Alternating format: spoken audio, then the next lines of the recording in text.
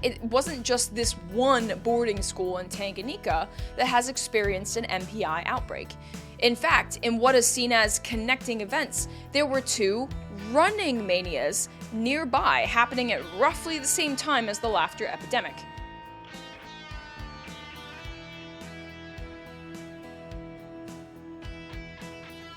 Welcome to A Popular History of Unpopular Things, a mostly scripted podcast that makes history more fun and accessible. My kind of history is the unpopular stuff: disease, death, and destruction. I like learning about all things bloody, gross, mysterious, and weird. On January 30th, 1962, 3 girls at a boarding school in Kashasha Village, Tanganyika, started laughing. It spread to other girls and wouldn't stop. It became a laughter epidemic that forced the school to temporarily close in mid-March of that year. But the epidemic soon spread to other schools and local villages. Now, nobody died during the Tanganyika Laughter Epidemic, but it was an epidemic all the same. The laughter was uncontrollable, sometimes accompanied by crying or violent thrashing, and it spread quickly through the population. The outbreak ended about 1.5 to 2 years later in 1964. In today's AFOUT episode, I want to go over the Tanganyika Laughter Epidemic, a curious story out of East Africa in the newly independent country of Tanganyika, which later joined with Zanzibar in 1964 to become Tanzania. First, we'll go over the event itself to understand what happened, but then, more importantly, we'll go over the historical context of this period. Why did this happen in East Africa in 1962? Historical context is super important to understanding this story in particular, all of history, but this one in particular, because the laughter epidemic wasn't caused by anything viral, bacterial, or fungal, and it also wasn't about humor. It was a case of stress-induced mass hysteria. So what in the world was happening for so many people to suffer from mass psychogenic illness? And to answer that, we'll need to go over African imperialism, and more specifically to Tanganyika, the changing political situation that caused so much tension. We were able to figure out what happened to the girls of Salem, afflicted by visions of witchcraft and the devil, and we did the same thing for the dancing plague of 1518. So we'll apply logic and reason here as well to come to a conclusion about what happened in Tanganyika, and more importantly, why. And a shout out to one of my cannibal patrons, Zack O, who recommended this topic. Great pick. Thanks for being such a big supporter over on the AFOUT Patreon, Zack. You're awesome. So, let's get started. Now, normally, I like to start with historical context, but with this story, I think it makes more sense to talk about the event itself first. On January 30th, 1962, 3 girls in a mission-run boarding school in Kashasha Village, 25 miles outside of the larger city of Bukoba, started laughing. Soon, others in the school started laughing too, and before long, 95 students out of the 159 at the school were seemingly afflicted.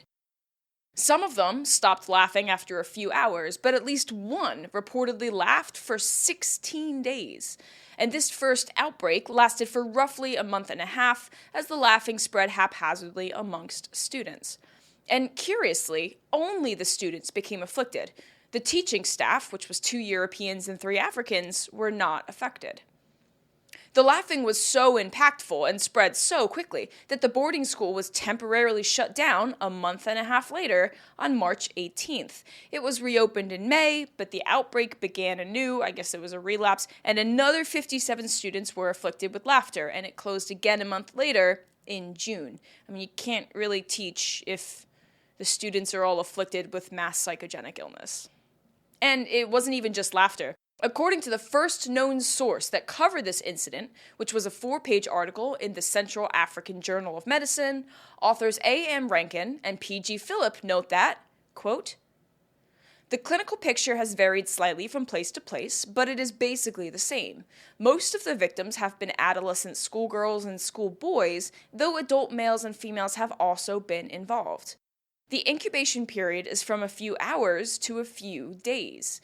The onset is sudden, with attacks of laughing and crying lasting for a few minutes to a few hours, followed by a respite and then a recurrence.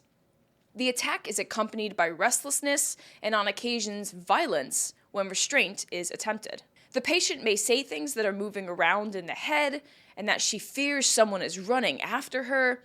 The examination is notable for the absence of abnormal physical signs.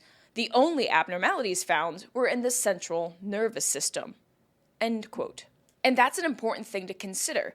Though we call it the Tanganyika Laughter Epidemic, it wasn't just a case of girls laughing, and it wasn't really all that funny, because they experienced other emotions like panic, fear, and general emotional distress. But we'll get to that in a bit. Now, the outbreak wasn't limited to just that one school. After the girls were sent home the first time, when it closed in March, the outbreak spread to Nshamba village, 55 miles away from Bukoba. From here, the number of afflicted increased from the handful of girls who returned to about 217 people out of the roughly 10,000 who lived there.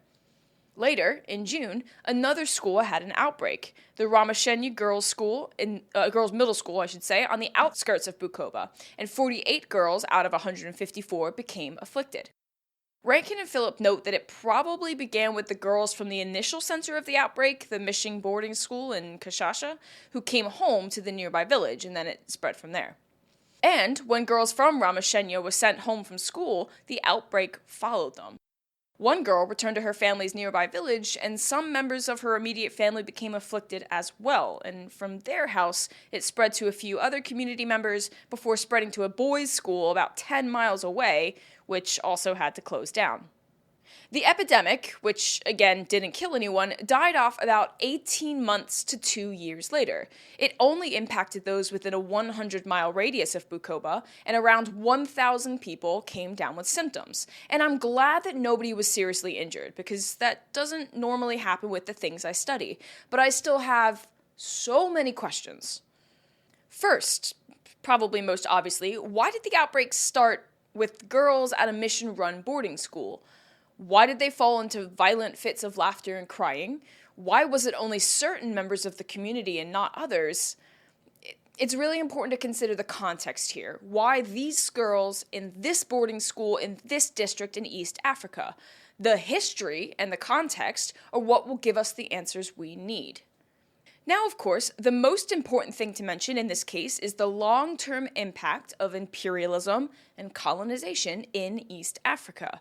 And although Tanganyika was independent when the epidemic broke out, it had only just become independent, a little over 1 month prior. Independence was on December 9th, 1961, and the first outbreak began on January 30th, 1962. So, let's rewind.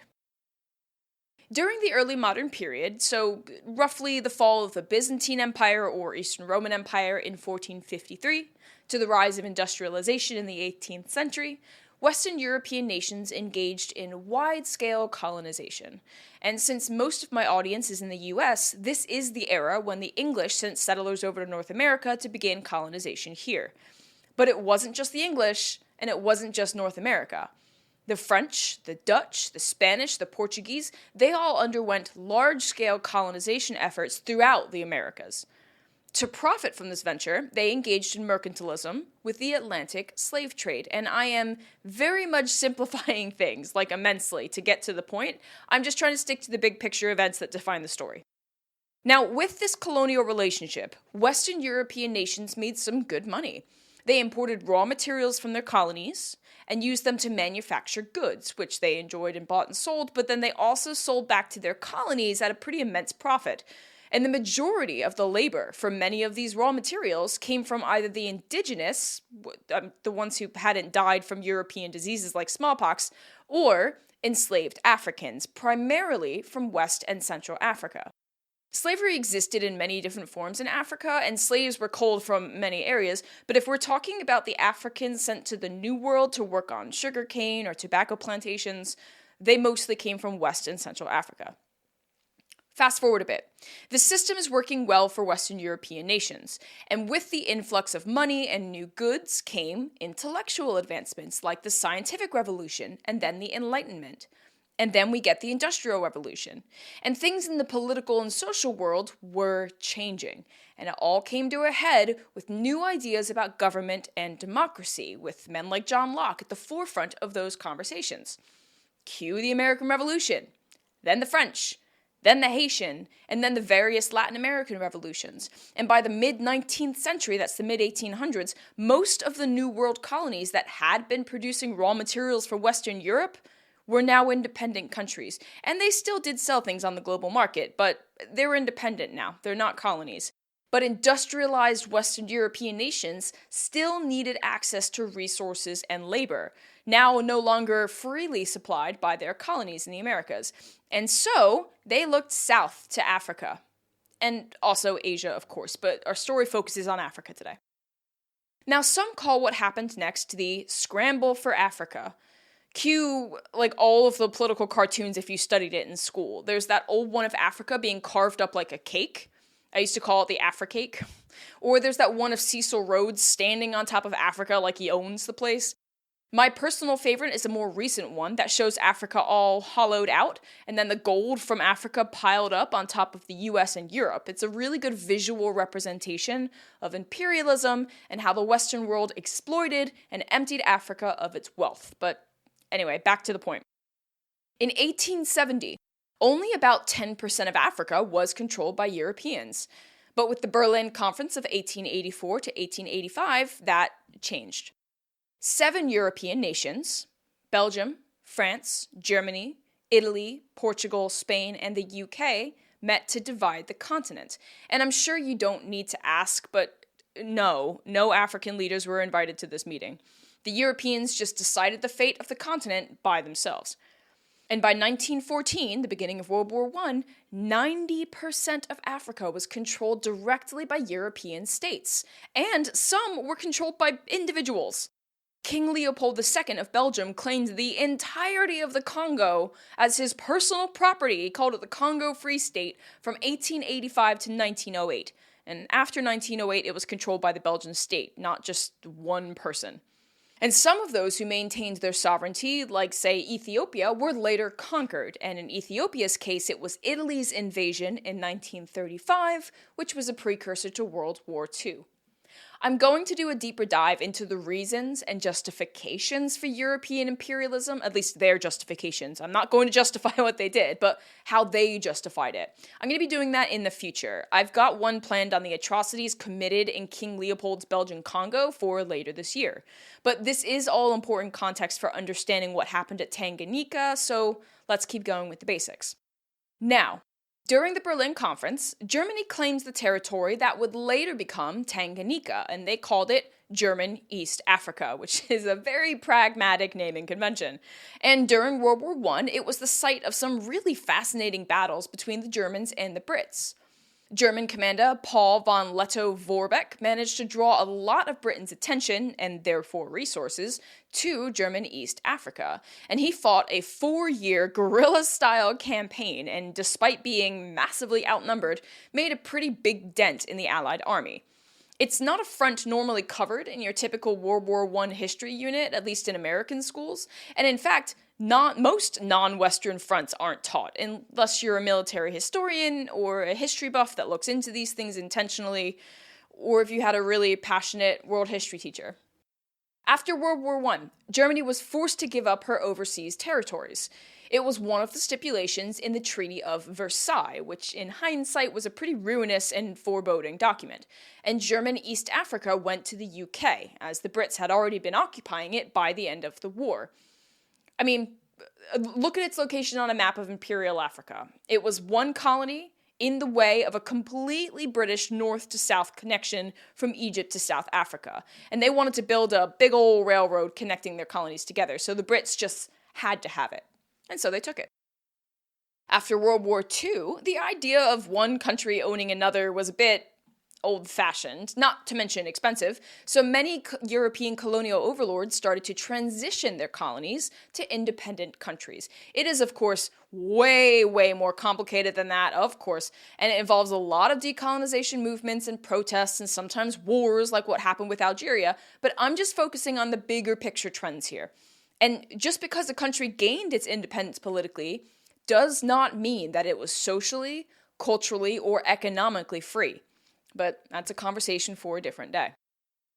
In 1961, Tanganyika gained its independence from the UK, though it was still part of the British Commonwealth, which is an association of mostly former territories of the British Empire. So they maintained that connection, which helps explain why there were still mission-run schools run by Brits in and around Bukoba. But the fight for independence in African colonies wasn't easy, and every colony had a different battle. And at times, it depended on the decolonization efforts of local leaders. Think, for example, about how much work Gandhi and Nehru had to put into Indian nationalism and independence. For Tanganyika, one of the major drivers of decolonization efforts was Julius Nyerere and his party, the Tanganyika African National Union, or TANU. When the British helped facilitate Tanganyika's first elections in 1958 and 1959, it was the TANU party that won. And with that power, TANU helped negotiate full independence from Britain in 1961. Nyerere would eventually become the first elected president of Tanganyika in 1962, and he worked to decolonize his country. He also encouraged a one-party state, which in my opinion never goes well, and tried to form an East African Federation with Uganda and Kenya. That didn't go over well with the people, and there was a mutiny within his army, which was eventually stopped with help from the British. But you could imagine, with all of this going on in the background, there was a lot of tension and chaos for the common folk of Tanganyika who were just kind of along for the ride.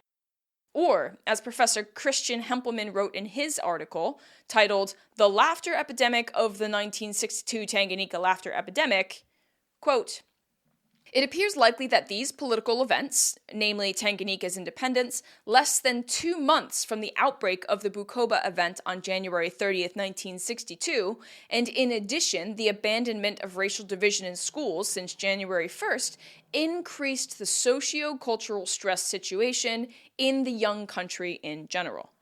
End quote. And it is within this context, the broad history of colonialism, the tensions of decolonization, and the abrupt political changes, and the impact that all of that had on the people, that we need to view the Tanganyika Laughter Epidemic. Because it wasn't an epidemic caused by a virus, or bacteria, or cordyceps fungi. It was one caused by mass psychogenic illness. So Rankin and Phillip, in their original article, detail investigations into what might have caused this. Essentially, they wanted to know if there was an infectious or toxic component to this. Was there something in the air? Was it something they ate? Well, no. There were proper investigations into it. They took blood samples to see if there were any indications of viruses that might have caused the aforementioned symptoms of laughing and crying and falling into fits and general anxiety and fearfulness, that feeling that someone's coming after you. They didn't find anything. They ruled out a viral infection pretty quickly and bacterial infections as well. So then they looked to food. Was there some kind of toxic substance in the food that gave them delusions? Now, if you listen to my Salem episode, then you might remember that there was a theory that the girls maybe were sick with rye ergotism, which is where a fungus that grows on rye or grains contaminates the food, leading to food poisoning and potentially mania or psychosis. It was ruled out in Salem's case, but was it possible that something like that happened in Tanganyika? They looked into it, but no. There was no disease found in the food that they ate, nor did they find a food that only the afflicted consumed. They also checked the water, but there was no common water supply that only the afflicted drank. So, much like with the Salem rye ergotism theory, if everyone ate the poisoned food, then why would only a handful of people in the community get sick? So, a foodborne illness was ruled out for Tanganyika. And so, the most likely explanation, given the context and everything we know about who was afflicted, is mass psychogenic illness, the more modern term for mass hysteria. Mass psychogenic illness, or MPI, is defined as a phenomenon where a group of people become afflicted with similar physical symptoms despite no medical cause. So, for those in Tanganyika, laughing and crying and the rest. It usually occurs when there is a collective anxiety over a stressor. And in this case, the political turmoil associated with decolonization and the new TANU-run government under Julius Nyerere. Now, Hempelman does a good job in his article of breaking down the different symptoms of a typical course of MPI, which he pulled from Brad Selden's 1989 article on adolescent epidemic hysteria. It normally appears in adolescence. It spreads rapidly by sight and sound, is accompanied by anxiety symptoms like hyperventilation, can stop relatively quickly, and can relapse in the original settings of the outbreak. We can see all of this happening with the original outbreak at the Kashasha Girls Mission School. And Hempelman goes on to explain that this is a motor variant of MPI, so similar to what happened with the dancing plague of 1518, right? Motor, movement. Political, social, economic, or religious tensions play out as a mass psychogenic illness, a physiological response to mental stressors. And with Tanganyika, that stressor was the European-style mission school. Hempelman writes that, quote, "The local situation in the school setting can also increase stress as it is a point of friction and transition where the students from the traditional tribal society are confronted with Western methods of instruction, educational expectations, and religious moral values." End quote. So, because in this new political system, when all of these kids were thrown together in mission schools, it was too much of a stressor point. And with all the other things going on, right? And to help support that argument, it wasn't just this one boarding school in Tanganyika that has experienced an MPI outbreak. In fact, in what is seen as connecting events, there were two running manias nearby happening at roughly the same time as the laughter epidemic. For geographic context, Bukoba sits on the western side of Lake Victoria in what is present-day Tanzania. But just to the north, in Kigezi, Uganda, around 600 people in July 1963 suffered from a running mania outbreak. And it is exactly what it sounds like. Just running around for no apparent reason. Running manias are also associated with general hyperactivity and sometimes violence, and it's noted that the running manias, which is also a symptom of mass psychogenic illness, broke out predominantly in schools as well. And a few months later, a second running mania breaks out in Mbale, to the east of Kigezi, also in Uganda. All of the locations are concentrated around Lake Victoria. And there were other, smaller examples to point to in this time and place as well, but I think you get the point. So, what are we to make of all this? There was an outbreak of laughter, among other things, that afflicted a group of people in and around Bukoba in 1962. But as I've gone over, and as Hempelman summarizes, what happened in Bukoba, quote, is not a laugh epidemic, but an event involving seeming expressions of strong emotional disturbance in general, and in some specific cases, laughter in particular. Laughter played a much smaller role in the events than most current descriptions claim, not least because laughing on an epidemic scale is physiologically impossible. The laughter in the event is not caused by a humorous stimulus that transmit it. It is not a case of contagious laughter, neither as emotional or behavioral contagion, but only one of several common symptoms of motor variant MPI. End quote. Or, in short, the laughter was just a symptom of MPI, laughter didn't cause the epidemic, nor did it play a role in its spread. It's a fascinating look into both history and the brain. The Tanganyika Laughter Epidemic shows us how some internalize and process stressors.